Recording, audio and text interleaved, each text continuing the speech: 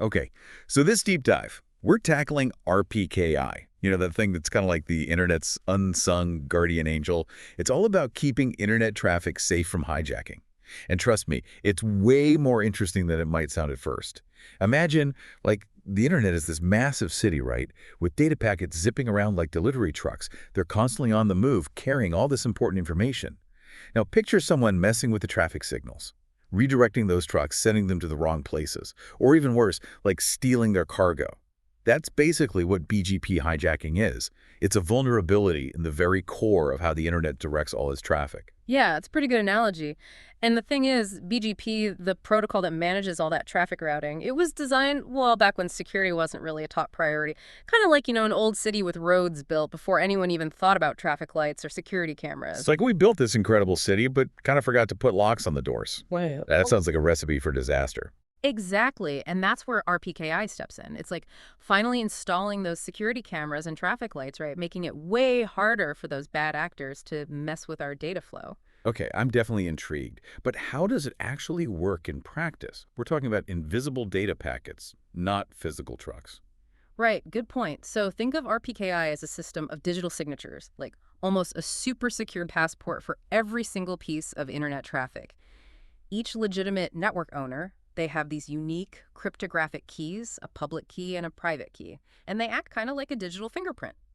So whenever data gets sent across the internet, it's carrying this invisible passport that proves where it came from. Exactly, and just like border control checks passports, every network along the way can verify these digital signatures against a global database. If the signature doesn't match, red flags go up. Whoa, that's pretty impressive. Like an invisible security force constantly checking IDs, making sure everything is legit. So who's in charge of actually issuing these digital passports? Is it like some kind of global internet government? Not quite a government, but there are these organizations called Regional Internet Registries, or RIRs for short.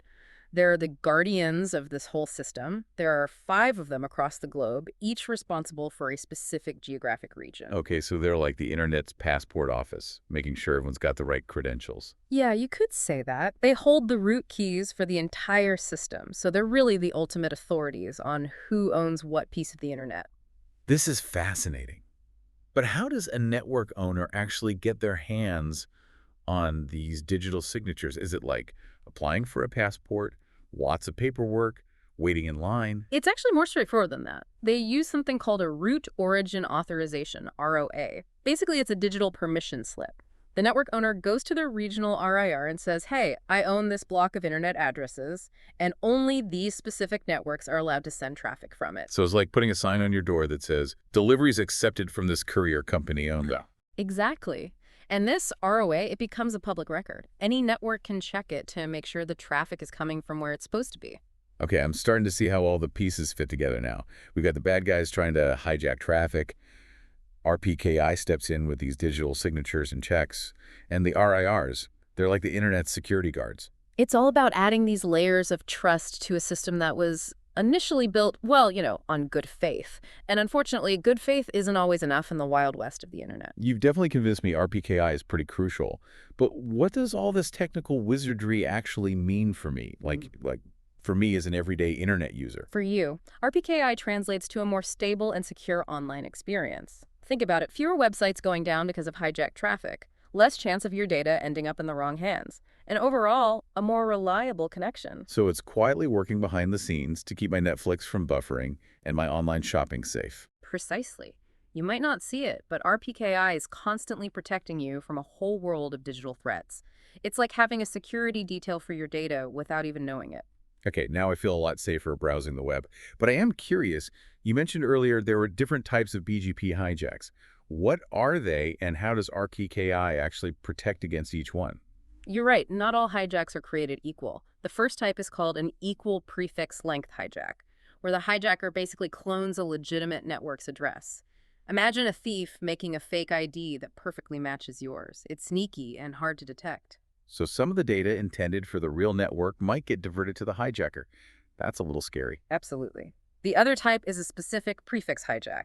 where the hijacker gets even more specific with their address, targeting a smaller part of the network. Think of it like a thief not just stealing your ID, but also knowing your social security number and using it for their own gain. Yikes, that sounds even more dangerous. It definitely can be. But thankfully, RPKI can help protect against both of these hijacking methods.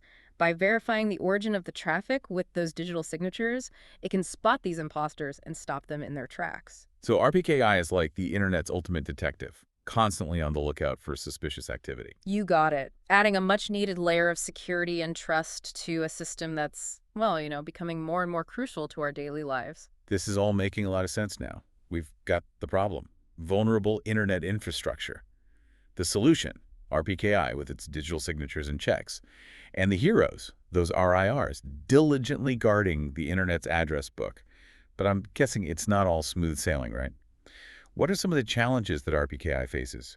Is everyone on board with this system? That's a great question, and a perfect way to jump into the next part of our deep dive.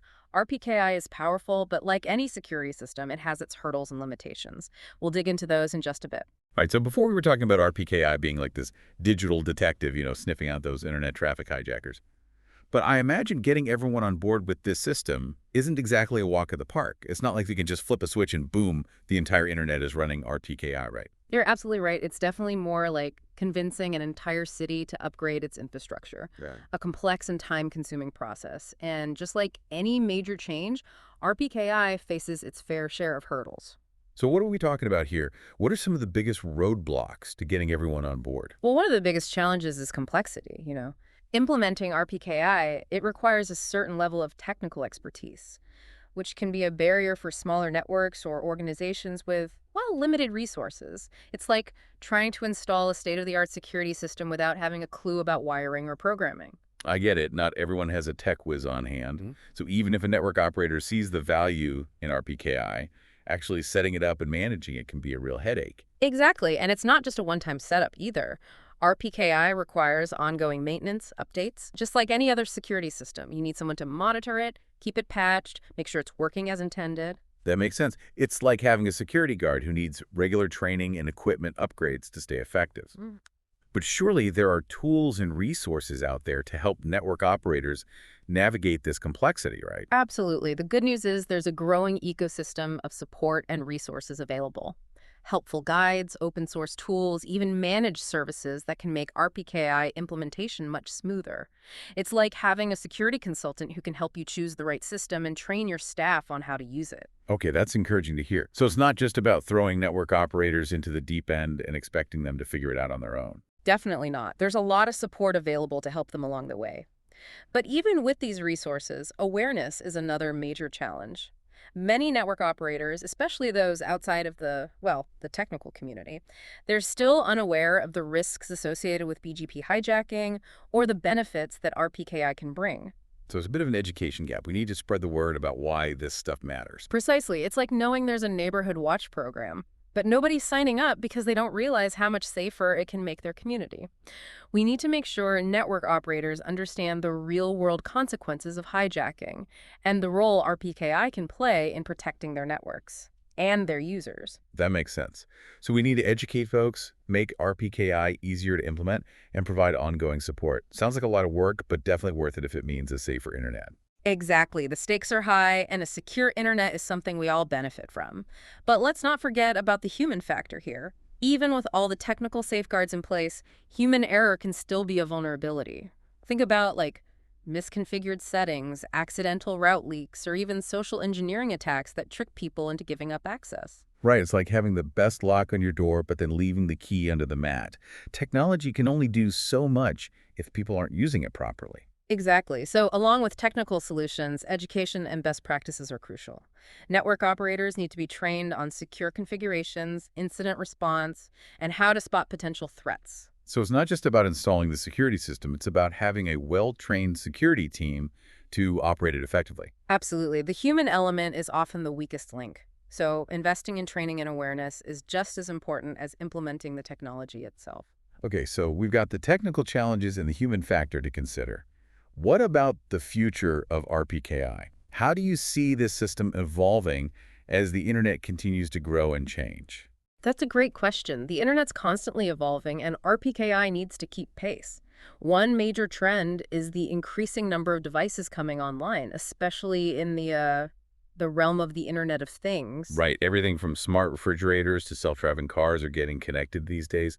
It's like the internet is expanding beyond our computers and phones and into like our entire lives. Exactly. And this explosion of connected devices, it creates a much larger and more complex attack surface for malicious actors. It's like adding millions of new houses to that city we were talking about earlier, each one a potential entry point for a thief.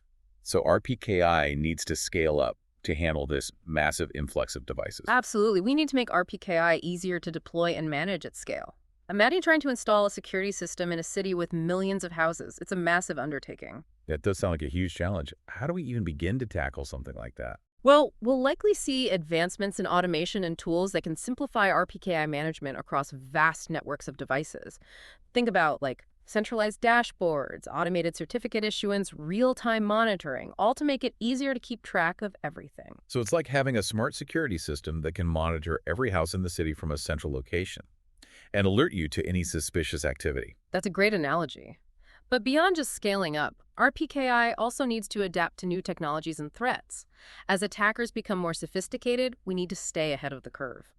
One area of innovation is the integration of RPKI with other security technologies. So it's like combining the city's security cameras, motion sensors, and alarm systems to create a multi-layered defense. Exactly. We can use things like threat intelligence feeds, machine learning algorithms, even blockchain technology to enhance RPKI's capabilities and create a more robust and resilient security system.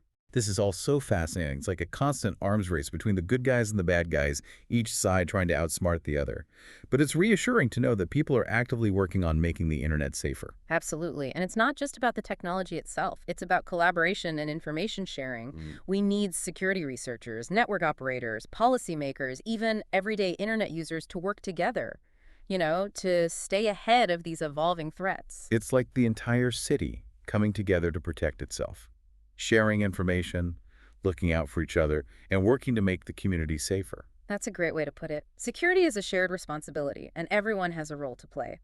But speaking of roles, we've been focusing a lot on the technical aspects of RPKI.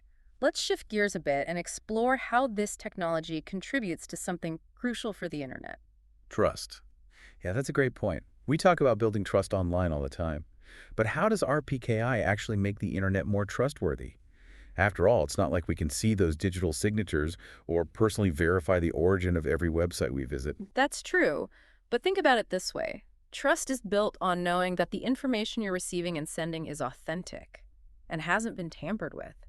Imagine receiving a letter that looks exactly like it's from your bank, but was actually sent by a scammer. That would erode trust, wouldn't it? It definitely would, Yeah. especially if I ended up giving them my personal information. Exactly, and that's where RPKI comes in. By verifying the origin of internet traffic, it helps prevent malicious actors from impersonating legitimate websites or services. It's like having a digital notary public validating the authenticity of online communications. So RPKI is like that stamp of authenticity that gives us confidence that we're interacting with the real deal. Exactly. It might be invisible to us, but it's working behind the scenes to ensure that the websites we visit, the emails we receive, the online transactions we make, they're legitimate and secure. This is incredibly important, especially in an era of, well, increasing cyber threats and misinformation. It's like having a filter that helps us separate the real from the fake online. Absolutely. RPKI is a crucial tool for combating online fraud, phishing attacks, and other malicious activities that erode trust in the digital world. It's not just about protecting data, it's about protecting our confidence in the online world. Precisely. RPKI is an essential component of a secure and trustworthy internet ecosystem, one where users can confidently engage in online activities knowing that their information is protected and that the sources they interact with are genuine. Well said. So we've covered a lot of ground here, the challenges, the future of RPKI, and how it fosters trust online. Before we wrap up, is there anything else you think our listeners should know about this unsung hero of internet security? I think one thing that's really important for folks to keep in mind is that RPKI, it's not a silver bullet, right? It's a powerful tool, but it's only one piece of the puzzle when it comes to overall internet security. Right. It's like you can have the best lock on your door, but if someone finds a way to climb through the window, it doesn't really matter. Exactly. So While RPKI is great at preventing certain types of attacks, we still need other security measures in place to protect against other threats.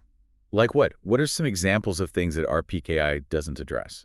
Well, for example, RPKI doesn't really protect against attacks that target the end user directly, like phishing attacks where someone tricks you into giving up your password or other sensitive information. Oh, right, because RPKI is all about making sure the traffic is coming from the right place. Yeah, But it can't really stop someone from sending a fake email or creating a bogus website that looks legitimate. exactly. So it's kind of like RPKI makes sure the roads are safe, but it can't prevent someone from, like, breaking into your car once you've parked it. That's a good analogy, and it highlights the importance of having multiple layers of security in place. So what can everyday internet users do to protect themselves, even with RPKI doing its thing in the background?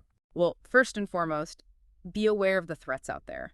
Know how to spot phishing emails, be cautious about clicking on links from unknown sources, and always use strong, unique passwords for your online accounts. Good advice, and it's something we probably all need to hear more often. Definitely. And another important step is to keep your software up to date.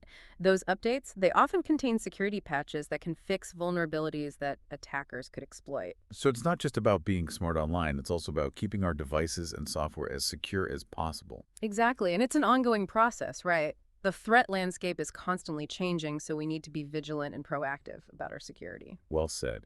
So we've talked about the strengths and limitations of RPKI. We've covered some tips for staying safe online. I think our listeners have a pretty good grasp on this important technology now. I hope so. And remember, even though RPKI might seem like a behind-the-scenes thing, it plays a crucial role in keeping the internet a safer and more trustworthy place for all of us. Absolutely. It's one of those unsung heroes that we don't always think about, but we definitely benefit from every day. So on that note, we're going to wrap up this deep dive into RPKI. Thanks for joining us, and until next time, stay curious and stay safe online.